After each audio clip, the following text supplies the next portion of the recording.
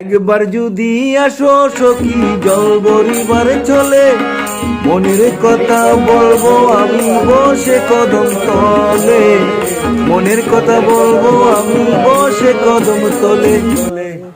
Kazi and Kazi tea estate তেঁতুলিয়াতে শুধু চা উৎপাদন করে না, তাদের রয়েছে বড় আকারের ডেইরি ফার্ম এবং এই ডেইরি ফার্ম থেকে উৎপাদিত দুধ দিয়ে তৈরি হচ্ছে এখানে হরেক রকমের মিষ্টি ও ঘি। এখানকার মিষ্টি খেতে অনেক মজা। আমি প্রতি বছর এখানে আসলে এখান থেকে মিষ্টি সংগ্রহ করি।